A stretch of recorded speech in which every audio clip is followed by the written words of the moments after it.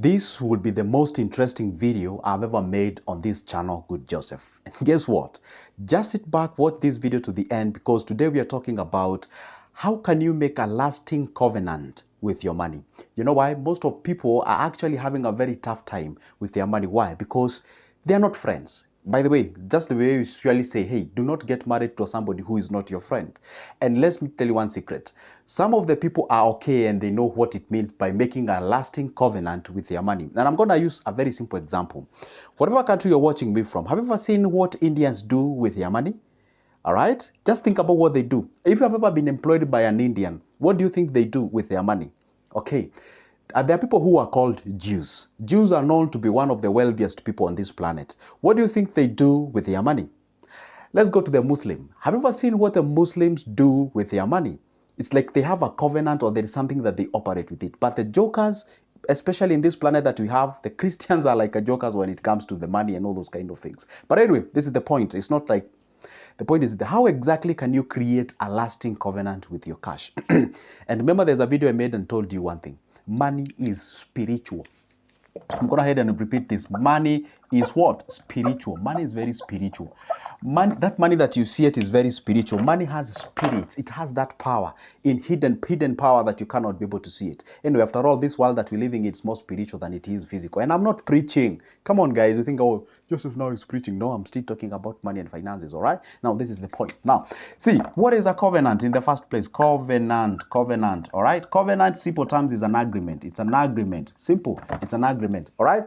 We have several types of covenants. We can have a covenant that is called equal covenant or equal covenant, and we have what we call an equal covenant, especially when you're making a covenant between two unequal bodies, like a human being and God. When God told Abraham, go and circumcise the boys and whatever, that's an equal covenant. When you talk of equal covenant is when me and you make a covenant. Now, how about the money? I'll see it from an equal point of view, because it's you, human being, who's supposed to be in control of the money. Now, how do you make a lasting covenant with your money? For example, if you've ever gone to an Indian shop, they cannot be able to open that shop before they do their things. I don't want to say what they do because I do not know. They know what they do. And again, I've interacted with most of the Indians. I do have some Indian friends. I also actually made a video about what India's friend told me about the money and businesses and that. And again, I've interacted. I was quite lucky enough to interact with wealthy people here and there and see how exactly they perceive and do their things. It's like they have a whole kind of a religion with their money. And that's why most of the people say that rich are stingy, rich are rude, rich are arrogant, or something of sort. All right. Now, the point is this. See, if you want to retain your cash, if you want to have your money, you must make a covenant. And how do you go about it? You see, making a covenant, there must be things that you agree with the money. And the things that you agree with the money, it being an unliving things, these are things we call them the sacrifices. They are sacrifices. Whenever there is money, there is a sacrifice. Whenever there is money, there is a sacrifice. That's what you're supposed to understand. And let me tell you one thing. Anything that is spiritual, there must be a sacrifice. You get what I'm saying? For example, if today you want to talk to God, there is a sacrifice. Some people say, hey, you have to fast. Some people say, hey, you have to devote yourself into a thing. So whenever you're engaging a spiritual thing, there must be a sacrifice. And if there is a sacrifice, therefore, it means there is a language. All right, so that you can be able to negotiate with this spiritual thing. So the sacrifice here when it comes to money, and I'm not talking about the tithes and whatever, they play their roles, okay? Now, I'm talking about the sacrifice of I make 10,000 a month. I make 100,000 a month. Now, I want to grow myself to making $1 million. I want to grow myself to making 200 and all those kind of things. Okay, fine. How do I do that? Okay, fine. 3 things that you need to have: the sacrifice, the discipline, and the consistency. You must be consistency being disciplined, and you must be consistency being sacrificial. You have to sacrifice. For example, right now, where you live, you pay your house rent 15,000. All right. And let's say you can afford to pay a 20,000 house rent. You can afford to pay a 30,000 house rent, but you don't want to live in that particular thing. Why? Because you are guided by the covenant that you made with your money. The covenant is this: hey, you know what, you 100,000, I want to make $1 million out of you. Okay, and the money says, okay, but I'm only coming as 100,000 to your house. Now, how do you gonna get $1 million from me? Okay, fine. This is it. First of all, I want to accumulate you to a point of, let's say, 400 or 500, and then take you to an investment where the investment, you 500, you'll be making me an extra 500, let's say, per day, or maybe 1,000 or 2,000, or whatever the thing is. And then I'm going to add that what you're making from me, that what I'm making actively, and then combine the two. That's how I'm going to reach myself myself to making 1 million bob. That is it. See, when you get yourself into that agreement with the money, and the money says, okay, fine, you're making 100,000 of me. Now, if I show up to your doorstep, how exactly, or what am I supposed to be doing the moment I come to your home? Okay, fine. The moment you come up to my doorstep, you money, this is what you're supposed to do. I have a language that we have to negotiate with, and the language here is what? Is the budget. That is the sacred language that money understands because it's spiritual. Okay, just the way we say, hey, the only language that God understands is what? The prayers and devotion and that. So now the sacred language that money understands is budget. Now you tell the money, see, now this is the agreement that we're going to have with you, money. The moment you come to my home, there are 100,000 of you, go ahead and 15,000 be going to my rent. All right, there's an agreement. Okay, and then 7,000, go ahead and go to my what? The black tax. Black tax means you helping your family members, siblings, whatever. That call that usually comes and really annoys you, okay? That's what we call the black tax, okay? Now, we are making a covenant with our money, a lasting covenant, okay? Now, guess what, money? I still need to enjoy myself. The life is short. That's a fact and that's a reality. Now, how do I do that? See what? 10,000 go towards what? My entertainment. You get what I'm saying? And guess what the money says? If you dare go beyond 10,000, you have actually violated my covenant or a covenant between me and you. That's a fact. And then you say, hey, guess what? 15,000 or 20,000 or whichever the budget yours is goes for the food, the utilities and whatever and that kind of a things. And guess what happens? The covenant that you're making guess here is what? 40,000 at the end of the month, 40,000 at the end of the month. That what should go towards my what? My investments, all right? So the money obeys that kind of a thing, but it cannot be able to obey that kind of a thing if you are in discipline. By the way, guess what? Anybody can make a budget, including a financially literate person, and anybody can dream, anybody can have a vision. What differentiates between person A, who is a dreamer, and person B, who is still a dreamer, is you incorporating the plans, having that discipline, consistency, and doing exactly what is supposed to be done for you to achieve that specific goal. You get what I'm saying? So when you have that discipline that is controlling you, you know very well at the end of the month, I'm supposed to part with 40,000. This is what you talk to your money. Guess what?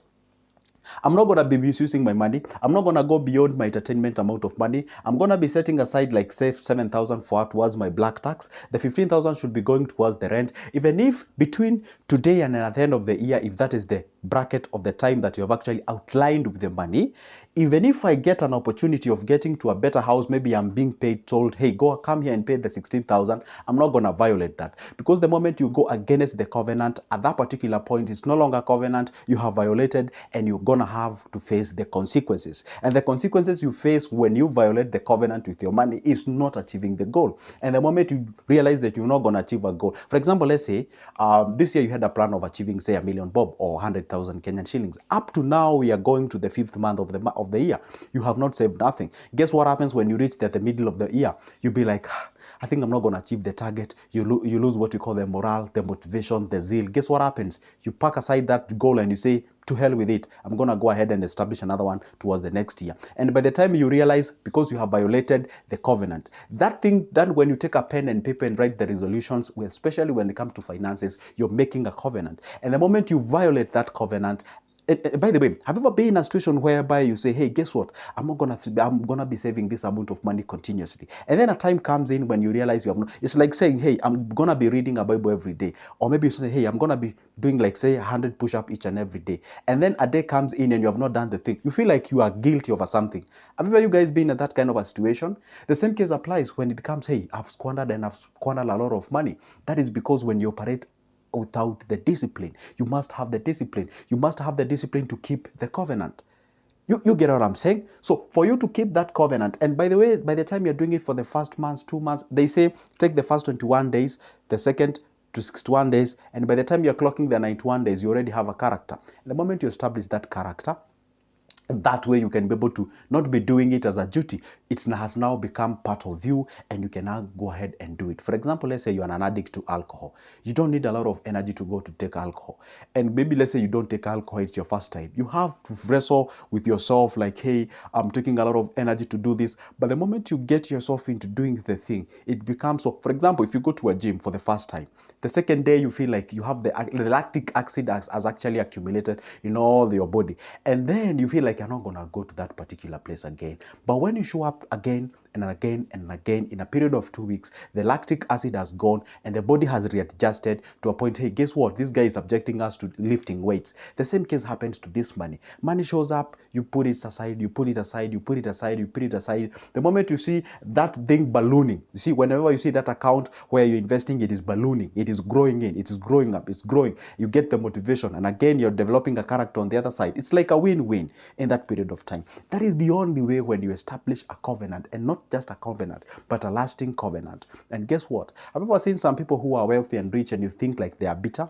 They are never bitter. They are not bitter. What they are is because they have actually managed to grow themselves through that hard process of sacrificing. And you might think like, hey, these people, they don't love people, they are mean, they are frugal, they are stingy, they are whatever the names you guys give them. The point is this, is because they have grown the discipline. You see, the moment you sit on a side whereby you are in discipline and you meet someone who is disciplined, you always think that they are arrogant. And you think like they are proud or something of sort. No, they are not. It's because you are not who they are. If you are there who they are, then you can actually reason how they are reasoning, because that is exactly when it comes to money. And brothers and sisters, this is what I would like you to do, okay? Go ahead and ask yourself, I've been employed for 5, 6, 10, 15, 30 years. I'm about to go to a retire, or I'm just a newly individual who just got employed and got that opportunity. Ask yourself, where do you want to be in, let's say, 6 months, 10 months, a year, 2, 4, 10, 16, whatever the type of period, okay? Ask yourself, what exactly am I doing right now? Do I have a covenant with my money? And what exactly can I do exactly that? Before even making a covenant with your money, you need to be an individual who is financially literate and financially aware. Because if you're not financially aware, it will be very, very hard for you to understand what I'm talking about on this specific board. Let me just recap exactly what I've talked about. A covenant is an agreement, and this is an agreement that you're getting in with your money. And this agreement is this. Guess what? I make 50,000, I make 10,000, I make 20,000, and I'm aiming about into getting, let's say maybe you make 10,000 a month, because there are people who make that amount of money. See, I'm aiming into getting 100,000 as my capital for me to get into a certain venture. Let's say maybe you love clothing industry very much, but you do not have the capital to start that business. And here you are, you're making 10 G's at the end of the month. Let's say maybe by God's grace, you're able to save 2K, just 2K a month, or even 1,500. Now you ask yourself, how long will it take me to accumulate that 100,000? Even if it means 2, 3, or 4 years, whatever the period is, be loyal to that period and be a sacrificial person. Be the lamb here to be sacrificed. That's a reality. And be consistency. The moment you operate between the boundaries of that sacrifice that you've made, the moment you operate between the boundaries of covenant, no matter what comes along the way, until you hit that target, when you have the eyes on the bulls, we say you have the eyes on the target. No matter what happens in between, you've actually managed to get yourself a discipline. And I'm going to tell you what's going to happen at the end of the time. The moment you incorporate that discipline into getting that 100,000, guess what happens? You not only have the money, but you have the character, a whole character with you. Even when you're getting into a business, you ain't gonna find sort of a new character out there. No, you already have the character. You already know the gig. You already know how to accumulate money. So therefore, by virtue of you being able to raise that amount of money to start a business, also operating that business, and also managing finances in that business becomes a little bit easier and workable for you. And instead of you getting just a windfall money, boom, and then you go start a business, boom, you don't even know what is a character, you don't know how. And that's why you see most of the people who just go somewhere and get a lot of money within like a boom. Maybe say you run, you get a lot of money. Maybe let's say you just win a jackpot or something of sort, or a lottery or whatever you call it. And then at that particular point, you never had an opportunity to get such amount of money. It's the first time your brain is experiencing that amount of money. So you're likely to squander that money until you bring it to your level. And that's the time you start to think. So what you do is that learn to grow along. Grow along. See, when you grow along at that particular point, you say you develop the character, because wealth is always intentional. It just can't happen just like that. You burst out of nowhere and then you have the money. That is not exactly how it functions about. Anyway, guys, I really hope I've made a sense out of this video. And if perhaps you're still hanging, you don't know what I've talked about, if you'd like me to make a part 2 of this video, let me know in the comment section. If you got the full message on this video, amazing. I just love to hear that. For now, it's a goodbye, but never forget, my number is always on the description of this specific video. You can pick it up there, shoot me a call, and we can get started. For now, it's a goodbye and see you in the next one.